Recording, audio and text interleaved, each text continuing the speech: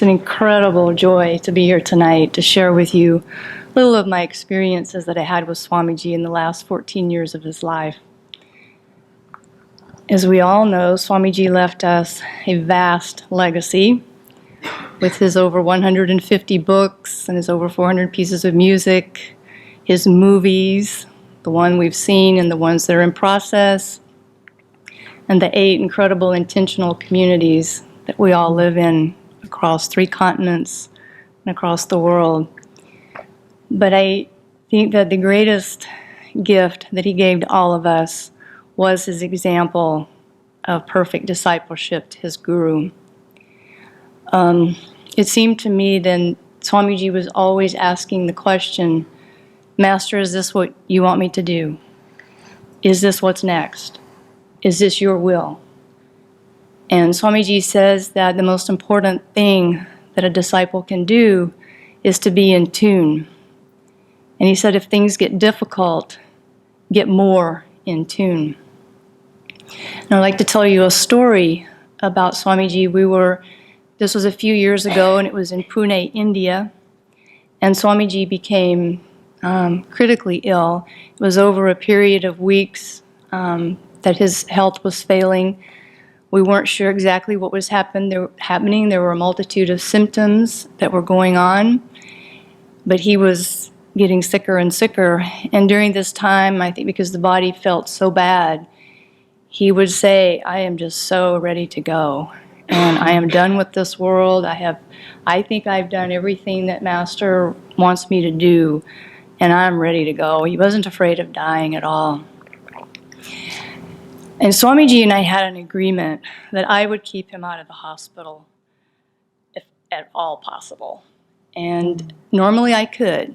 And I could do, most of the things I needed to do for him medically at home or even in hotels and sometimes on planes. But this felt different and seemed different. Even Dr. Peter was a little baffled by what we were looking at, and we had done some blood work on him, and clearly his kidneys were failing, and we didn't know how bad. So I got Swamiji to agree to go to his favorite hotel in Pune, understanding that the community where he lived was 2 hours from the closest hospital. So at least I could get him into a hotel, and we were about 15 minutes from the hospital. And he agreed to go that afternoon and have some more tests, or at least see the doctor in the emergency room. We had the test results we needed. So we checked him into his favorite hotel, and we went over to the hospital. And you have to remember, this is an Indian hospital. It's probably like nothing you've ever seen before. And this was a really good one. But it was dark and dingy, and there were thousands of people milling about, going here, going there, going here, going. It's just India. And we put him in the emergency room, and the doctor came, and the doctor wanted to admit him to the hospital for more tests. And Swami's, he's weak, he's laying on the stretcher, but he's looking at me like, So I said, no, I'm going to take him, we're going to go back to the hotel tonight, and I'll come back tomorrow morning, because it was late in the day. And we'll come back first thing in the morning, and you can run more tests. And so they also said that they would put him in their VIP room. And, of course, I had high hopes for that VIP room, but we brought him back in the next morning, and he was in the VIP room, and it was pretty appalling. And they ran another test, a very important test, a test that told them that he was critically ill. And there were all these first-year residents, second-year residents, third-year, the room was full, and they were all trying to convince Madam that this Swamiji needed to go into intensive care unit. And I looked over at Narayani, who was very close with Swamiji, and she was looking at me going, no, please, no. And Swami just laying flat there in the bed. And so the residents kind of gave up on me, and they went to get the big boss. And they brought the chief resident of critical care, cardiac care unit. And I had met him the evening before in the emergency room, and I liked him very, very much. He had a very special light in his eyes. He was a very special, I think, wise man. He wasn't that old. He was probably in his late 40s. And he said, would you come out in the hall with me and let me talk to you? I did. And he didn't try to convince me of anything. He didn't tell me how sick Swamiji was. He just said, I need to give him. And he started naming the medications he needed to give. And I knew, just like Rose would have known, he had to be in an intensive care unit to get those medicines. He needed heart monitoring. He needed to be watched. This was a very dangerous thing that needed to happen. But I still didn't feel like I could make that decision. Well, Swami was conscious. You know, he was awake. He didn't have his eyes open, and he was just lying there quite weak. But I decided he needed to make that decision, not me. So I knelt down by the side of his bed so I could be at ear level with him because he was quite hard of hearing. And I said, Swamiji, if you think that your time has come, and it's time, so we'll take you home, and you can die probably pass pretty peacefully at home. But if it's not your time, we need to go into intensive care unit. And of course, that also meant a lot of physical suffering because they would do things that would be very uncomfortable to him there. Well, Swamiji closed his eyes and he took a deep breath. And when he exhaled, he opened his eyes wide and he said in a very strong and clear voice, I have an obligation to stay in this body as long as I can to serve Master's work. And I looked up at all the residents who were around the bed and I said, let's go. And they grabbed his bed, him and all, and ran down the hall to intensive care. And they didn't stop working on him for over 24 hours nonstop. And he was quite critical in those days. He suffered a lot. They did a lot of mean things to him. He had to have kidney dialysis to get his kidneys working again. But indeed, he was okay, and everything started working again. We were able to take him back home to Pune, and we actually went back to Italy, and we went to the U.S. last summer, and he did SRW. He came here. He blessed the land in Laurelwood, and then he went back to India, and he did a huge tour, a 5 major city tour of India last year, because he listened. Master, what do you want me to do? He thought he was done, but clearly he wasn't. The second story I would like to tell you sort of demonstrates that being a disciple isn't always painful. It isn't always pain and suffering like sometimes, most of the time it seemed to be for Swamiji. As most of you probably know because you've read The New Path, Swamiji was with Master at the Desert Retreat, 29 Palms, quite a bit in the last years of Master's life. And he was with Master when Master wrote the Bhagavad Gita. And he heard the entire dictation, and then I believe he also read the entire manuscript 3 more times during that period of time. And because Master had told Swamiji that his life was to be one of lecturing, writing, and editing, Swamiji just always assumed that he would someday, hopefully soon, edit Master's Gita. But as you know, Swamiji got thrown out of SRF, and that manuscript got locked up in a vault somewhere, and Swami certainly did not have access to it. But in the back of his mind, this was always with Swami, because he felt like this was something Master wanted him to do, so how on earth was he going to do it without that manuscript? And a few years after we had moved to India, for the first time, we were living in Gurgaon. Swamiji had his own house there, beautiful home, Guru Kripa. He really began to feel the urgency to edit and do the commentaries on the Bhagavad Gita. And he would just, he was in anguish a lot of times thinking about, how can I get the manuscript? I have to have the manuscript to edit the thing. I really do. And the urgency became so great, he decided, well, at least just I'll just rewrite the slokas, because they had been translated so many times. And he thought, well, at least I can leave a good, clear version of the slokas. So he started writing those slokas, and that was a piece of cake. Those just flowed out of him. That was easy.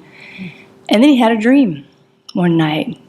And in the dream, Master came to him and he said, don't overlook the possibility of a skylight, light coming down on our heads.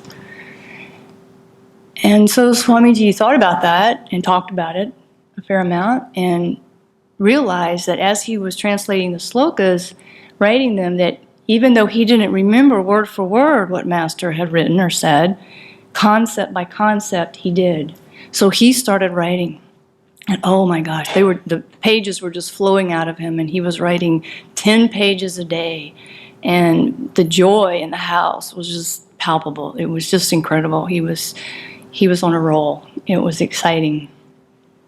And he wrote 10 pages a day. It took him 61 days to write, 2 months, a little over 2 months, to write 600 pages. An amazing book. And he was very busy during that time. He had lots of visitors, and he usually wrote during the night to get those 10 pages done because he was very busy during the day. But I remember around the 4th day, very early on in this, I had just gone upstairs to Swamiji's room, I think probably to give him his insulin that evening before dinner. I don't remember what I went up there for, but I knocked on his door and he said, "Come in," and I came in. And I am not the kind of person who sees visions or hears things. I just don't hear or see spiritual things. But when I opened the door, Swamiji's room was just full of like this downpour of golden rain in his room. They were long shafts of golden light. It was so thick I could hardly see him. And he was sitting there in his little comfy chair, and he didn't have any books or papers on his lap, which was rare. And he had this beatific smile on his face. And he was just in such bliss. And all I can remember doing is I just went down on my knees, and I guess I did whatever I came to do, and I backed out of the room, and I just thought, wow, that's incredible. And I didn't really think any more about it. And then Swami kept writing, kept turning out those 10 pages every day.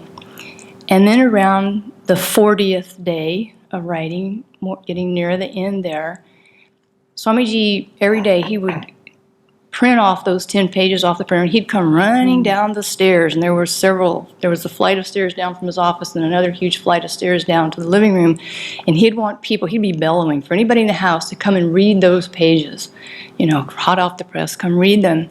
So this particular morning, there he was, racing down the stairs, and he really was running. I mean, 83, I think, when he did this, but he was moving.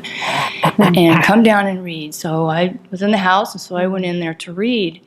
And I want to read to you what he wrote on that day. I'm going to read to you the sloka first, and then I'll read to you his commentary. So the sloka says, "I am the source of everything. From me all creation emerges. Realizing this great truth, the wise, awe-stricken, adore me." Swamiji's commentary. What is awe-inspiring about supreme truth is not the sheer number of its manifestations, which are indeed beyond numbering, but its cascade of overwhelming bliss. And when I read those words, I was like, that's what I saw that day in his room.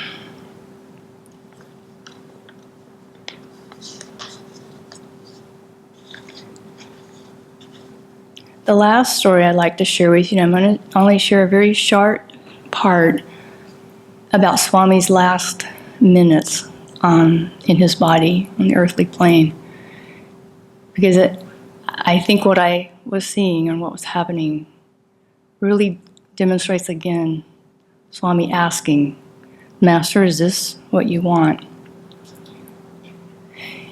In the few months before Swami passed, many of you probably read some of the emails he was sending out, his Easter message. Once again, that feeling of being done with this life, of not feeling like he could possibly keep this body going any longer. But we'd heard this before, so none of us took it all that seriously. And then what was so funny to me about those letters is I read one of them today, which was one of his most grave ones, most serious. I'm done with this world. And then the last paragraph was about the next project. What about Profile Magazine? I think that's a great idea. Who wants to take that on?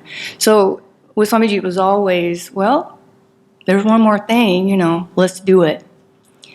On the morning of his passing, probably not too many people are aware, he actually left his body twice that morning.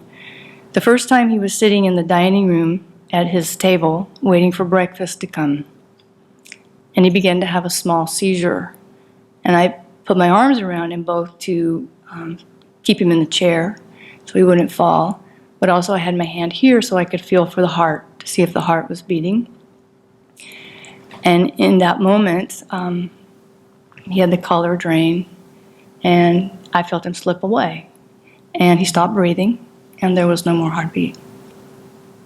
I think Swamiji was as surprised in that moment as we were.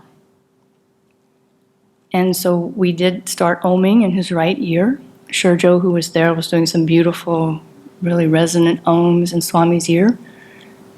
And Swami started breathing again, and his heartbeat came back. It was fast, it was really fast, but it was there. He even moved his mouth a little bit. So we kept oming, and we decided to move him into the bedroom. We just pulled him, chair and all. It was a wooden chair on a wooden floor. It was quite easy. To his bedroom, and the three of us lifted him into his bed and propped him up with pillows to try to help his breathing. And then other people arrived. Ananda Kirtani, spiritual directors of Ananda, CC, and a few others arrived in the room. And I was saying to Swami, breathe. Swamiji, breathe. Trying to encourage him to breathe. That's the nurse thing to do. And Shurja was still oming. And then Narayani was standing there, and she was very, very close to Swami. She meant a great deal to him. So I said, change places with me, and you tell Swami to breathe. He might hear your voice better than mine. So we switched places.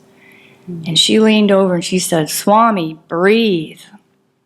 And he opened his eyes. And he looked right at her, and I was standing behind her so I could see right into his eyes. And he looked right at his eyes were far, far away. He looked right at her, and then he closed his eyes, and he took his last exhale, and he left. And of course, in that moment, the room just expanded. I mean, the love and the joy, I couldn't tell the difference. They were just one and the same. They were huge, and we just blew up like a balloon on a helium tank. It was incredible. I feel like Swami was surprised in the dining room. Master? Really? Can I go? And then in the bedroom, and about 10 minutes later, he knew. Master said, yes, Walter, come. And that was a very conscious death. I saw consciousness in those eyes, and that was his conscious parting.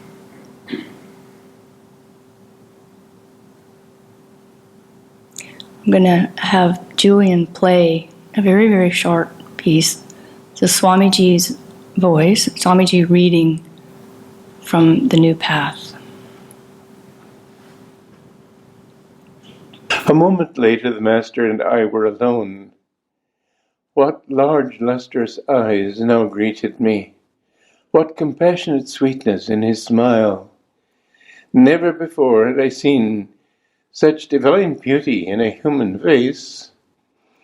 The Master seated himself on a chair and motioned me to a sofa beside him. What may I do for you? For the third time that day, these same gentle words, but this time how fraught with meaning. I want to be your disciple.